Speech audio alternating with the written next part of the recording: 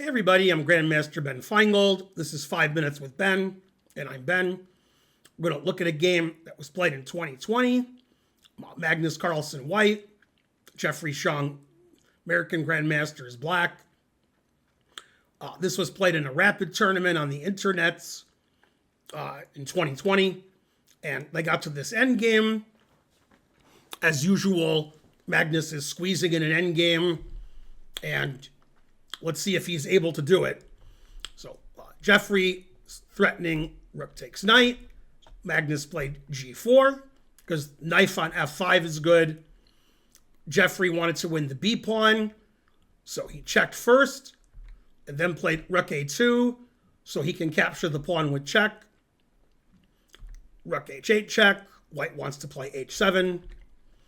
And then rook takes b2 check is coming. So he played king g3 before, but could play h7, probably transpose.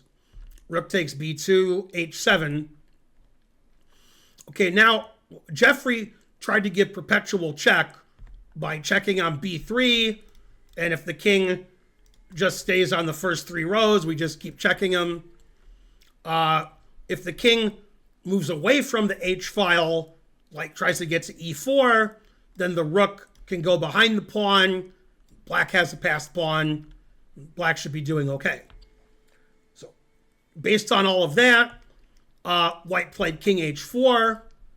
Now white's threatening rook check and then make a queen. Jeffery took advantage of Magnus's king on h4 by playing rook b1. Now, if you play rook d8, that's a big mistake because I take with the knight. And if you queen, then rook h1 check wins the queen, and then Magnus would lose. Be a pretty bad blunder for Magnus. Okay, so Magnus played g5. I think Magnus wanted to play knight h6 and stop all the rook h1 shenanigans.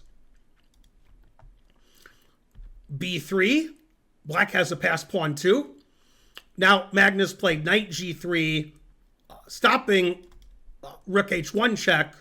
So now Magnus can move his rook and make a queen. Black played knight f4 and said, I'm gonna play knight g6 check. So for example, if we check on d8, I don't think black takes and lets white queen with check. I think black just moves away. And then if white queens, we can take the queen, and black has good counterplay with the passed pawn on the 7th. So that's what Jeffery was hoping for. Instead, Magnus played king g4. So now knight g6 wouldn't be check. So black played knight g6 now. And Magnus said, knight on g6 is stopping me from queening. I'm going to play rook g8, and I'm going to take that knight, and then I'm going to promote. And Jeffery said, I have a passed pawn too. And he played b2. Both sides have a pawn on the 7th. Magnus played rook takes g6, getting ready to queen.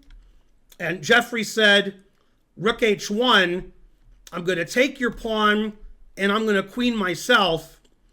And probably if we take the rook, which Magnus didn't do, then probably black has perpetual check chances by checking with the queen somewhere and just keep checking and hoping that the rook and the queen can't block. They're not in a good position to block. So maybe black has drawing chances here. Although if I was a betting man, I would assume white's winning, but I'm not sure. But Magnus played more succinctly.